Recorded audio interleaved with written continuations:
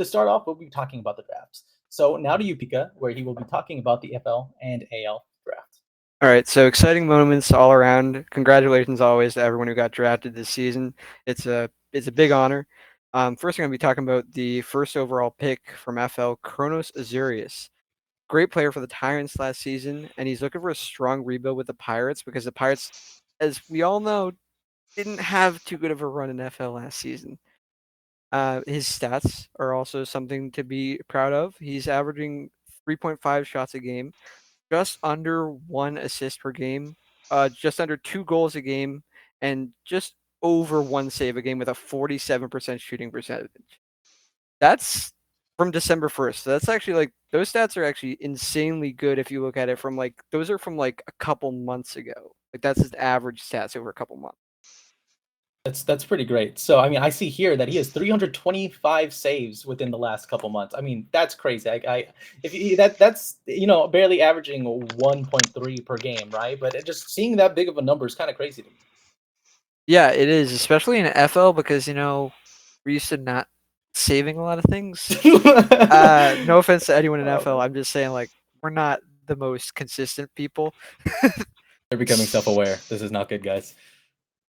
Yeah, I mean, we usually, I can speak for this. We usually miss quite a bit, because we're not too good yet. But yeah, 325 saves. That's something to be very proud of. Haven't seen him play yet in any scrims or anything in this current week going into the first week of play, but I know he'll be a force to be reckoned with people like Colts Koala and Stickley and Alvarado obviously being great teammates, and they're looking for a strong rebuild. Now moving to the second overall pick, Vengineer. Now this pick kind of caught me off guard a little bit. Like I love Engineer, but it kind of caught me off guard because I thought they might have gone with like a Swanson, and Swanson obviously dropped the third overall with the Comets. But he's a very strong player. He played for the Lightning last season, but he wasn't able to translate in playoffs. Like obviously some of the divisions were a little bit more hectic than others. Like in my division in the Bears, we had a little bit more leeway because obviously the Pirates were losing a lot. So we had a lot more leeway in terms of playoff qualification, but they were unable to figure out how to get into playoffs. And he's being paired with Slipstream, who will be a force to be reckoned with because Slipstream, obviously, he just won a championship over with the Elite. His stats are also pretty good: 611 shots, 114 assists, 291 goals, and 219 saves. A little bit under Kronos' stats, but even then, for a second overall pick, that's pretty good stat line going into the season. Absolutely, great job on Engineer. I mean, although you said you were surprised that he went second, with those stats, I'm not surprised he went second in my opinion. I mean, those are great stats. Getting 3.77 shots per game, putting a bunch of numbers on the board like that, that's super important, especially in FL, because you know that you can only handle so much at a time. Once you get to a higher level, then you got to average around higher than that. But in FL, just putting those shots on the board, keeping up that pressure, super important. Yeah, absolutely. And then on to his teammate. Slipstream went 10th overall to the Spectre, and he'll be backing up Engineer, as I just said. And he has a championship under his belt now with the Elite, and he's a player capable of some pretty clutch moments, and we're looking to see him step up with the Spectre this season. I know I've seen him, Prototype X, and Engineer all playing together already. They look like a threes team that's going to be able to really do some damage, not only in their division, but in their conference as well.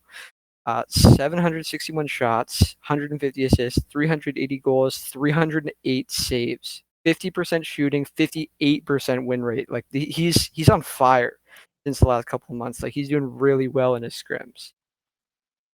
That's good. I remember when I was in FL, I played with Slipstream a little bit, and just seeing these stats, I can tell he's come a long way. So big props to Slipstream for that one. Absolutely. And I'm going to move on to our fourth pick, which is Kodra Jack. Now he was an ACAD for a little bit, for I think a little bit of the offseason. He dropped just back down into FL before the offseason ended, and he was playing up his scrims, going to tryouts, all that kind of stuff. But he ended up going to the Bears, fourth overall. Uh, Not much Go to say Bears. about him. Yeah, the Bears, yeah, yeah. They're an all right team, I guess. Uh, um, but he's a pretty good player. I don't have too much to say about him. He's kind of a pariah.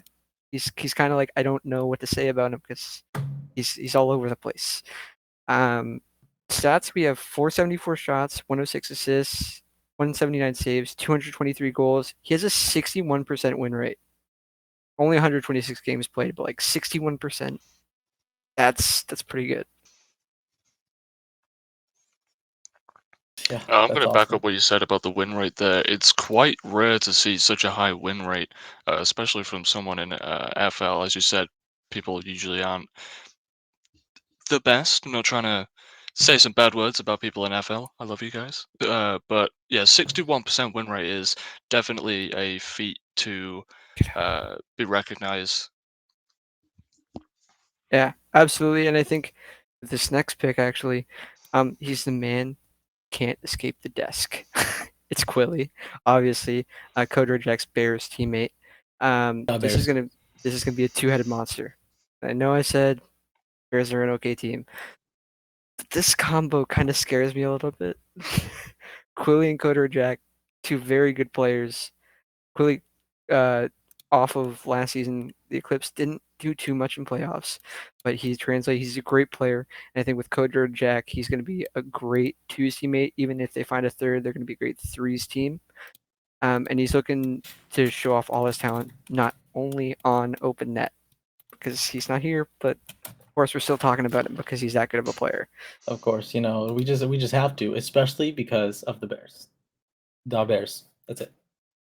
That's yeah, and that's all I got for FL. I'm gonna just transition straight in. We're gonna go to AL, and I don't know too much about this, so correct me if I'm wrong, chat. Just because I'm not AL. But Olivia going first overall to the elite. That's a very solid pickup. Played with them a little bit this offseason. Very mechanical player. Very ceiling shot, like mechanical. Like I've seen like a lot of like not just flip resets, but like ceiling, like a lot of ceiling shots. Um, Very mechanical in the air, very solid player. Looking to pick up an elite championship here. 4.2 shots per game, just under one assist, and 2 goals per game, 47% shooting percentage. Pretty good stats. Those are also from about December 1st, going through the off season into about this area where we're now at past draft. But yeah, solid pickup for the elite. I don't know how they did last season, but that seems like a very solid pickup for even a team that's going into a rebuild. 12-5 Sal, very good player. For sure. I don't know much about Olivia, but I've heard a lot about her. Her name's been shot around to me quite a few times, and so many people knew that she was going to be picked. It was just kind of well known before the draft. So props to her for being such an amazing player. Yeah, absolutely. And I think the Elite have a very strong chance of winning a championship this season with Olivia at the helm. And then we're on to our next pick. It's not actually hefty. It's just sort of hefty. That's his name. Second Understandable. overall by the Knights, and again, Academy League. Sorry, I don't know too much about this player, but I think they're a solid pickup the number 2 spot. They're only an 11-5, and their stats prove that they're a pretty solid player from December 1st about onwards. 3.7 shots per game, just under one assist, same as Olivia. 1.56 goals per game, 42% shooting. Seems like a very strong player. I'm sorry, I don't know much about ACAD, but it seems like a great pickup for the Knights. It seemed like a really good like starting block for someone who's going to win them a divisional title, conference title, championship. Yeah. No, very, very good for the Knights. Very good. And then I'll move on. Manic, this man, ick. Um, Went third overall to the Comets, and I will tell you guys, I want to shout him out right now. Designs some of the best profile pictures for any of our MLE members that I've seen. He charges commission, but honestly, if you're looking to get a profile pic made for your team of choice, this guy is the guy to go to. The only Hmm. person I believe in MLE that's actually affiliated and is able to make these designs that he makes for this amount, like he makes them for a profit, but he's the only one in MLE that does the stuff that he does like really well, and he's just a great guy. Solid pickup for the Comets. He made my profile picture, so I had to shout him out. Great guy, 11-5 style, just like sort of hefty, and his stats are about if not the same, about almost 4 shots per game, about the same assists and goals. 35% shooting could be a little bit better, but obviously, it's scrims. What are you gonna do? It's ACAD Yeah, too. Like you're not gonna see the it most consistent people. it do be like that sometimes. It really do. And then I have Hawkeye, who was picked up by the Hive. I actually played with Hawkeye in another league that I'm in, so shout out to Hawkeye if you're watching the stream.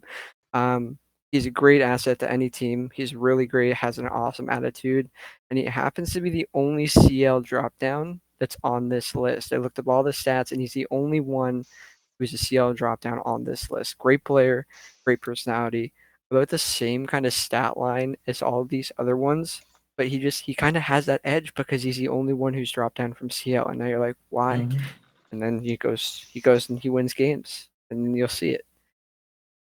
Makes sense. Makes sense. My move from AL to CL was crazy because the speed difference, the mechanical difference, sometimes I think I moved up when I was like a high C2 player, like low C3, and I was playing against some people that had the mechanics of like GC2. It was tough to compete with. So having that edge of being in CL and seeing all these different things creates a different mindset in you, and I could definitely see him dominating for that reason. Absolutely. And I shout out to Hawkeye again for getting picked up by the Hive. I love you, bro. You're doing great. Um, Dalton went fifth overall to the Hurricanes. Again, don't know too much about the players in ACAD, I'm sorry. But he's the highest salary on this list, tied just with Olivier at 12.5.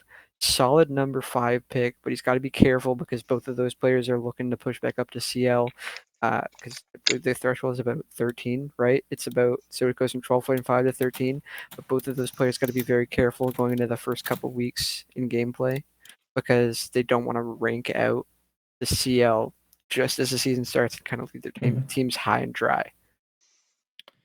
I get you. I get you. Props to all those fantastic AL players and honestly FL players too. You guys are all doing great. It's great stat lines. I love to see it, and I'm excited to see you guys go up leagues. Yeah, and it's same stat line as well for Donald, and that's all I got for my FL and AL, and I'm gonna move it on to CL to you, Sky Guy. Take it away. Yes, this is mine now. This is all I know is CL.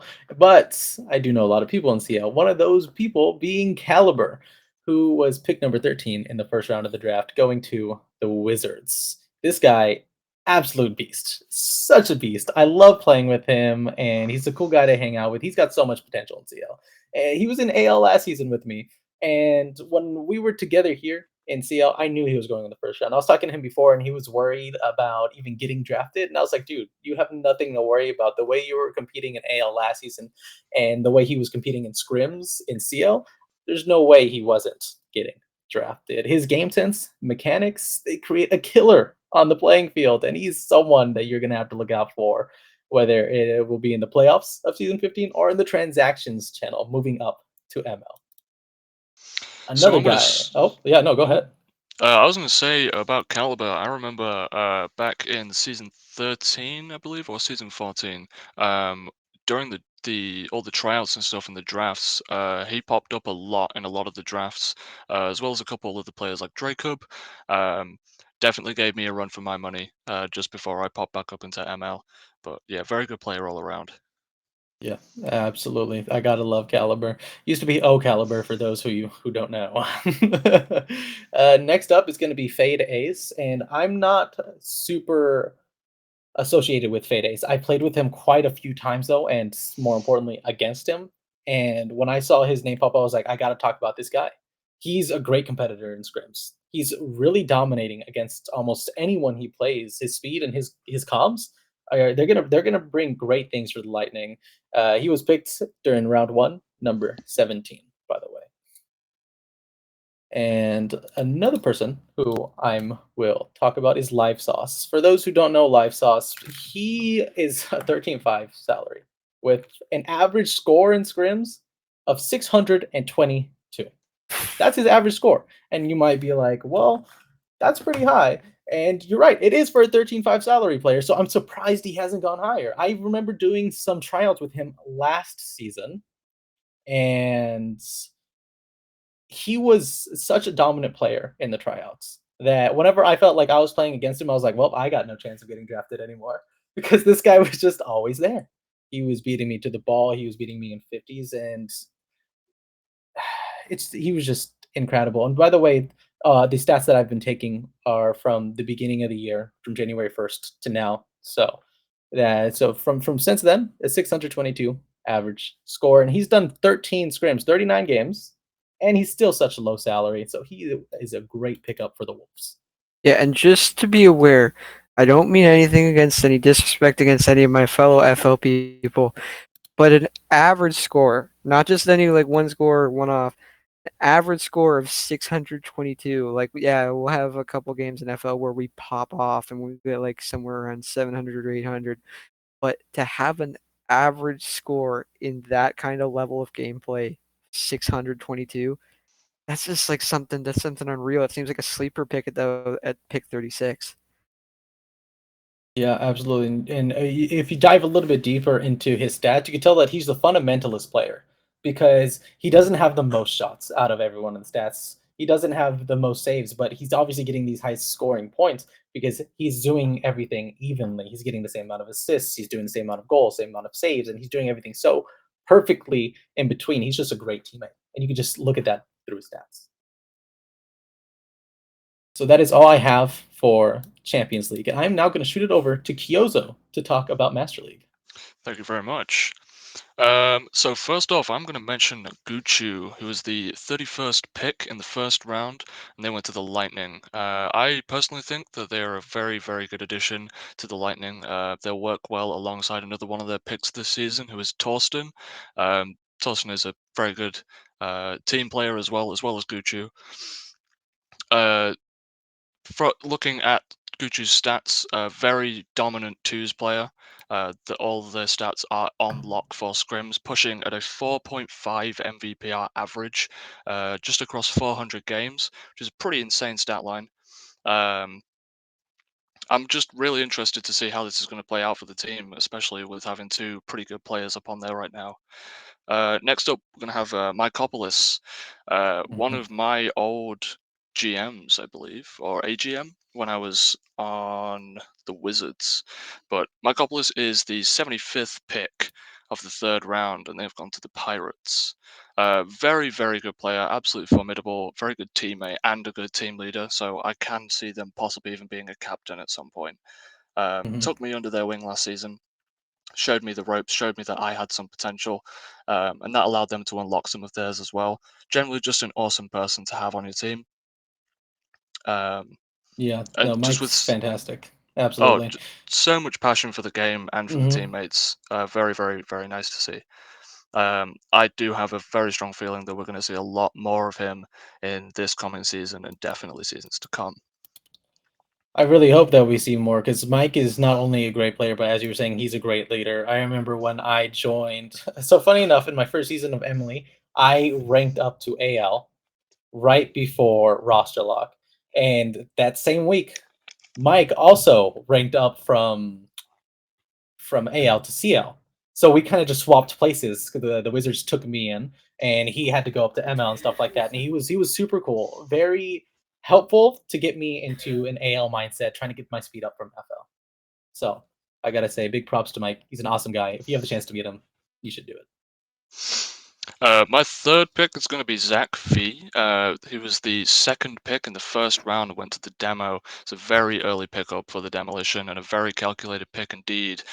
Zach is coming through with an incredible 5 plus MVPR average across 343 scrims. Uh, Someone I've also had some very close scrims and matches with too. Um, Definitely pushing me to the edge of my skill level as well. Has kind of beat me a few times. I'm not gonna sit there and say, uh, but yeah, the Demolition are very going to be a very dangerous team this season with some of their picks. Next up, I'm going to actually do an honorable mention of a CL member who I believe definitely has the potential to go to ML in the next coming seasons, and that's going to be Cookie Monster. Cookie Monster was the 85th pick in the third round, and he went to the Wizards. But he has so much potential. I am very, very surprised that he hasn't been pushed up into ML yet, at least even just a 15-5. Um, I've had my very fair share of games with him. I'd like to say that he was my season 14 tryout buddy. We were in every tryout together. Um, very, very nice person, very, very well oriented, good team player. Also running in above a 50% win rate, which is astronomical. That's a big feat, especially in scrims and CL. You don't see that very often. So 50+% is top of the top. So best of luck to Cookie out there on the field. Mhm. My final pick for ML is going to be Elite. No, not the team, the player. Funnily enough, Elite has gone to the Elite with the 72nd pick in the third round. It was meant to Just be. through, it was meant to be It was very, meant to very, be. very good pick. But through doing some of my own research, looking at some stat lines, checking scrim stats, stuff like that, um, he's sat at a 58% win rate. Crazy number. Crazy number. Not to mention, That's wild. again, it's so perfect. Elite on the Elite. Couldn't have a better duo there. Really. No, you couldn't. It's there's no other team you could have went to without it being a bit It's meant to wonky. You be. know what I mean? Yeah. But I am Truly. really curious how it's going to be if they can push that scrim win percentage into serious games and take it for the Elite this season. I'm now going to hand Mhm. it over to PL, and it should be the first pick. Sounds good. Yes. Before I actually talk about PL, I have an honorable mention for Dracob. Dracob, I was going to talk about him in CL, but he did rank up to ML. He was round one, pick 5 of CL for the Hawks, ranked up to ML. He's a force to reckon with his attacking power. He's averaging over 5 shots a game with about 2 goals per game, and that's in 72 games. And I'm not going to do the math on the amount of scrims because I'm too lazy right now. But I have to say that is pretty insane. So if you were playing against Dracob, it's you better do your insane defense training pack. Watch your back. Watch your back for definite, because he'll be sneaking around anywhere, just waiting for a Mhm. cherry or something. Just a Yep. very, very good player. Definitely deserves the ML rank up there. Absolutely, absolutely. And now I'm gonna jump into PL real quick. And if you missed the PL draft, then you missed this absolute gem of a draft pick. Pandy was the host, and he was also the first round pick of the PL draft. And I thought it was hilarious when I was watching. I was like, "Well, that's just perfect." Like he had to kind of breeze through without complimenting himself too much, which could be a bit awkward. You guys know what I mean? Yeah. You're just sitting there, be like, "Yeah, no, it's me. Of course I did. I'm that good." Yeah, we've seen casters get picked up in the draft before, but I don't think we've ever actually seen one recently where they get picked up in the first round in the first pick. Like Exactly. it's hard to like fathom at that moment. Mhm. Yeah, and you going even further into it, you could see why. It's not even like it was just a joke like, "Hey, you should pick me up because I was first." He's averaging 663 points a game in his 120 games played, and that I did the math for this one. That's about 40 scrims. So, he's really proving himself in PL, and I wouldn't be surprised if you see him in the grand finals this season. Yeah. And here's the thing, right? We talked about, I think it was just before this, we talked about someone who had just about the same amounts of score line in like a way less like games played. The Mhm. difference here is that that's PL. Like that's like the highest level of play, Yeah, and that's way more games played for like even more points per game. Like just destroying all the competition. yeah, yeah. Props to Pandy. He's a beast. Next person I'm going to talk about is a personal friend of mine, and I'm not just talking about him because he's a personal friend, but he is the new franchise manager of the Hurricanes. I hung out with him when I was on the Wizards. He's a great guy, has a great personality. His skills are going to be unmatched, and I'm sure we're going to see a lot from the Canes in PL because he does not only have a skill on the field, he has a skill with people. He has a skill with training people and getting people to work around him. So even if he might not have the best chemistry in the beginning, by the end of the season, he's gonna be demolishing on the field. I want to add on to that point with Delta there. Delta, probably the best GM I have ever had. Having my time on the Wizards was so fun. It felt so close, and there was such a genuine connection there with the GM and the players. Just made every game and every series, every scrim so much more Mhm. enjoyable just because you actually wanted to be there. Um, And it didn't matter if you win or lose. You were having fun with the people that you enjoy playing with, and you could always just crack a joke. So Yeah, absolutely. Any game on stream with Delta playing, I will be watching for sure. oh, same here. Yeah. Alrighty, well that is all for our hot prospects and draft review.